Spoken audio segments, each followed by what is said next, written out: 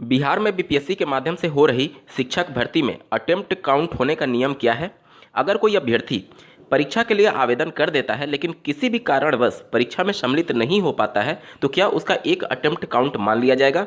अगर एक ही नोटिफिकेशन में अलग अलग पद के लिए, जैसे प्राइमरी, उच्च प्राथमिक, माध्यमिक और उच्च माध्यमिक, अलग अलग पद के लिए अगर पद विज्ञापित किए गए हैं और एक अभ्यर्थी मान लीजिए कि 4 पदों में से 2 पदों के लिए आवेदन किया, तो बाकी के जो शेष 2 पद है जिसमें वो एलिजिबल नहीं था लेकिन बाद में जाकर के एलिजिबल होगा, तो क्या 2 पद में आवेदन करने की वजह से उसका अटेम्प्ट काउंट हो जाएगा सभी स्तर के पदों में? इसके अलावा सोशल मीडिया साइट्स पर इस समय खबर वायरल हो रही है जिसमें यह दावा किया जा रहा है कि बीपीएससी के माध्यम से जो शिक्षक भर्ती हो रही है उसमें जो 3 अटेम्प्ट दिया गया है उसको बढ़ा करके 5 अटेम्प्ट कर दिया गया है, और ये स्क्रीनशॉट वायरल हो रहा है जो कि आप अपने स्क्रीन पर देख पा रहे होंगे। इन सभी खबरों में कितनी सच्चाई है और अटेम्प्ट को लेकर के जो भी आपके मन में कन्फ्यूजन बना हुआ है उन सबको दूर करने की कोशिश करेंगे, अंत तक जरूर जुड़े रहिएगा। नमस्कार दोस्तों, मेरा नाम है नीरज, आप देख रहे हैं कैरियर बिट यूट्यूब चैनल। अगर आप इस चैनल पर पहली बार विजिट कर रहे हैं तो इसको सब्सक्राइब करते हुए बेल आइकन को प्रेस करना ना भूलें। ये न्यूज फ्लैश जो वायरल हो रहा है वो आज का नहीं है और बीपीएससी की टीआरई परीक्षा से संबंधित नहीं है। स्क्रीन पर आप देख पा रहे होंगे 25 नवंबर 2022 से शुरू है परीक्षा का रजिस्ट्रेशन।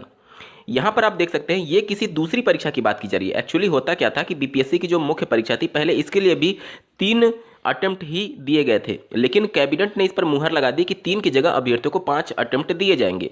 तो ये बीपीएससी की जो मुख्य परीक्षा है उसके लिए खबर उस समय 2022 में चल रही थी मीडिया में, जिसको आधार बनाते हुए सोशल मीडिया साइट्स पर अब खबर वायरल हो रही है कि ये बीपीएससी टीआरई के लिए, जबकि ये बीपीएससी टीआरई के लिए नहीं है। शिक्षक भर्ती से इस खबर का कोई भी लेना देना नहीं है। ये बीपीएससी की मुख्य परीक्षा के संबंध में पहले 3 अटेम्प्ट एक्सेप्ट किया गया था, उसके बाद से कैबिनेट ने मुहर लगाई कि 3 की जगह अभ्यर्थियों को 5 अटेम्प्ट दिया जाएगा बीपीएससी की मुख्य परीक्षा में। तो ये बीपीएससी की मुख्य परीक्षा से जुड़ी हुई खबर है, शिक्षक भर्ती से जुड़ी हुई खबर नहीं है। आप डेट से क्लियर कर सकते हैं कि 25 नवंबर 2022 से रजिस्ट्रेशन शुरू हो रहा है, जबकि टीआरई 1 में आप देख लीजिए मई जून में इसके लिए आवेदन लिए गए थे और टीआरई 2 में आप देख लीजिए नवंबर में आवेदन लिए गए हैं, और ये आवेदन 25 नवंबर 2022 से बात की जा रही है। तो ये शिक्षक भर्ती से जुड़ा हुआ मामला नहीं है।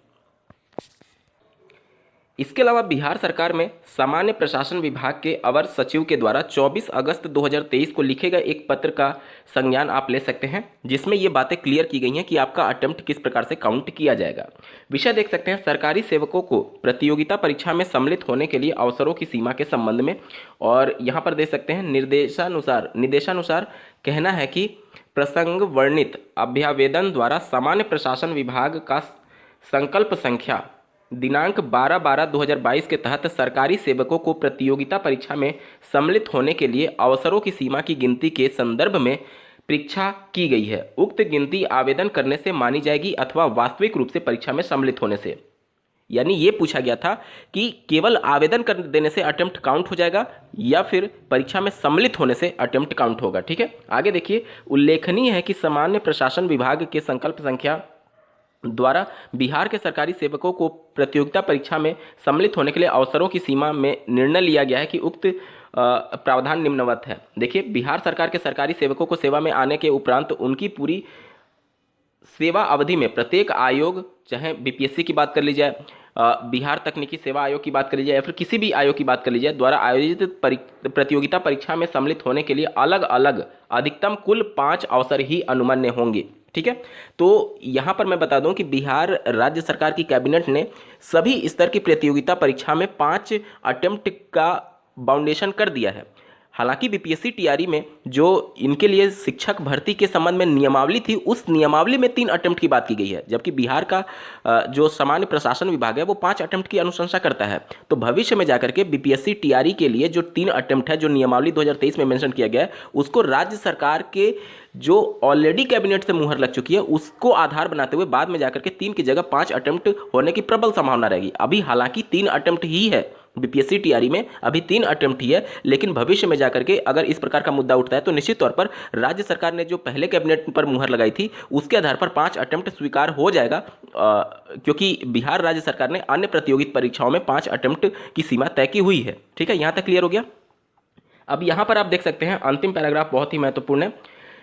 इस प्रकार उपयुक्त वर्णित तथ्यों से स्वतः स्पष्ट होता है कि प्रतियोगी परीक्षाओं में सम्मिलित होने हेतु अवसरों की गिनती वास्तविक रूप से परीक्षा में सम्मिलित होने पर ही मानी जाएगी। यानी अगर आपने केवल आवेदन किया है और परीक्षा में सम्मिलित नहीं हुए तो आपका अटेम्प्ट काउंट नहीं होगा। जैसे मान लीजिए आपने चारों स्तर के शिक्षक भर्ती के लिए आवेदन किया, ठीक है, चारों स्तर के शिक्षक भर्ती के लिए आवेदन किया और आप बीमार पड़ गए और आप परीक्षा में सम्मिलित ही नहीं हुए, तो आपका अटेम्प्ट ही नहीं काउंट होगा, ठीक है, वो आपका अटेम्प्ट बच जाएगा।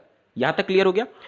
इसके साथ ही साथ बहुत सारे अभ्यर्थियों का ये भी डाउट आ रहा था कि मान लीजिए कि 4 स्तर के शिक्षकों के लिए मैंने आवेदन आमंत्रित किए गए हैं बीपीएससी के माध्यम से और मैं केवल 2 ही के लिए एलिजिबल हूँ। जैसे मान लीजिए कि मैं एज ए कैंडिडेट बीएड किया हुआ हूँ और बीएड कैंडिडेट मान लीजिए कि अपर प्राइमरी, माध्यमिक और उच्च माध्यमिक तीनों के लिए एलिजिबल है, लेकिन प्राइमरी के लिए एलिजिबल नहीं है। आज से 2 साल 3 साल बाद जाकर के मैं डीएलएड कर लेता हूं और उसके बाद से मैं चारों स्तर के शिक्षक भर्ती के लिए एलिजिबल हो जाता हूं, प्राइमरी के लिए भी एलिजिबल हो जाता हूं। मान लीजिए कि मैं बीएड कैंडिडेट के तौर पर 3 अटेम्प्ट मेरा खत्म हो गया, मतलब कि टीजीटी, पीजीटी और अपर प्राइमरी सब में मैंने सम्मिलित होकर के अपना 3 अटेम्प्ट खत्म कर लिया। तो और प्राइमरी के लिए मैं अभी तक एलिजिबल नहीं था, लेकिन 2-3 साल बाद जाकर के एलिजिबल हुआ, तो क्या मेरा तीनों अटेम्प्ट खत्म होने के बाद से मैं प्राइमरी में एलिजिबल नहीं होऊंगा? ये सरासर मिथ्या खबर है। आप स्क्रीन पर देखिए, ध्यान से पढ़िए। यहाँ पर लास्ट लाइन पढ़ेंगे तो सम्मिलित होने के लिए अलग अलग अधिकतम 5 अवसर ही अनुमन्य है। अलग अलग यानी जिस भी पोस्ट के लिए आप अप्लाई करेंगे उसके लिए आपको अलग अलग अटेम्प्ट दिया जाएगा। ये बिहार राज्य सरकार की कैबिनेट वाला जो लेटर है उसमें 5 अटेम्प्ट की बात की गई है और बिहार में जो शिक्षक भर्ती के लिए नियमावली है उसमें 3 अटेम्प्ट की बात की गई है। तो अगर शिक्षक भर्ती की नियमावली पर ही आगे बढ़े हम लोग, 3 अटेम्प्ट की अगर बात होती है तो वो अलग अलग अटेम्प्ट माना जाएगा। जैसे कि मान लीजिए आप प्राइमरी के लिए आवेदन करते हैं तो प्राइमरी का 3 अटेम्प्ट अलग है, उच्च प्राथमिक के लिए आवेदन करते हैं तो उच्च प्राथमिक का 3 अटेम्प्ट अलग है, माध्यमिक के लिए आवेदन करते हैं तो माध्यमिक का 3 अटेम्प्ट अलग होगा और उच्च माध्यमिक का 3 अटेम्प्ट अलग होगा। मान लीजिए कि आज मैं as a BEd candidate primary के लिए एलिजिबल नहीं हूं और बीएड के तौर पर जिस जिस पोस्ट के लिए मैं एलिजिबल हूं तीनों में मैंने आवेदन कर दिया और मेरा सिलेक्शन नहीं हो पाया, दुर्भाग्यपूर्ण, तो बिना प्राइमरी में आवेदन किए हुए मेरा अटेम्प्ट कैसे खत्म हो सकता है? ये तो सोचने वाली बात है ना। तो ये सभी संशय मन से निकाल दीजिए। जितने भी पोस्ट होंगे उन पोस्ट पर आपका 3-3 अटेम्प्ट दिया गया है शिक्षक भर्ती से संबंधित, और इस लेटर से ये बात क्लियर हो रही है कि अलग अलग आपको अटेम्प्ट दिया गया है। यहाँ तक बातें क्लियर हो गई। तो पूरे वीडियो को मैं अगर समराइज करूँ तो जो खबर इस समय सोशल मीडिया साइट पर चल रही है कि शिक्षक भर्ती में 3 से बढ़ा करके 5 अटेम्प्ट कर दिया गया है, वह शिक्षक भर्ती से जुड़ी खबर नहीं है। वो बीपीएससी की मुख्य परीक्षा से जुड़ी खबर है जो कि 2022 में मीडिया में चल रही थी और उसी का स्क्रीनशॉट आज वायरल हो रहा है, जिसका शिक्षक भर्ती से कोई भी लेना देना नहीं है। अटेम्प्ट कैसे काउंट होगा इसके बारे में मैं ऑलरेडी बता चुका हूँ कि अगर आपने आवेदन कर दिया लेकिन किसी भी कारणवश आप परीक्षा में सम्मिलित नहीं हो पाए तो आपका वो अटेम्प्ट काउंट नहीं होगा। परीक्षा में सम्मिलित होने से अटेम्प्ट काउंट होता है, ना कि केवल आवेदन करने से। तीसरा, अगर आप अलग अलग स्तर के शिक्षकों के लिए आवेदन करने जा रहे हैं तो जिस स्तर के शिक्षक के लिए आपने आवेदन किया और उसमें आप असफल हो गए तो आपका एक अटेम्प्ट काउंट होगा। अगर दूसरे स्तर के शिक्षक के लिए आप आवेदन करना चाहते हैं तो उसमें आपका अटेम्प्ट काउंट नहीं हुआ है जब तक कि आप उसकी परीक्षा में सम्मिलित नहीं हुए। जैसे मान लीजिए कि चारों स्तर में आपने इस बार के टीआरई 2 में आपने आवेदन किया, आपने अपर प्राइमरी, टीजीटी, पीजीटी में और प्राइमरी में सब में आवेदन किया है, लेकिन आप प्राइमरी की परीक्षा छोड़ दिए और टीजीटी, पीजीटी और अपर प्राइमरी में आपने परीक्षा में सम्मिलित हुए, तो बावजूद इसके कि आपने प्राइमरी में भी आवेदन किया था वो अटेम्प्ट आपका काउंट नहीं होगा क्योंकि आपने परीक्षा छोड़ दी है। और चारों स्तर के शिक्षक के लिए अलग अलग 3-3 अटेम्प्ट नियमावली के अनुसार आपको मिलेंगे। उम्मीद करता हूं आप सभी के डाउट क्लियर हो गए होंगे। इस वीडियो को देखने के लिए आपका बहुत बहुत धन्यवाद। भगवान करे आपका दिन शुभ हो।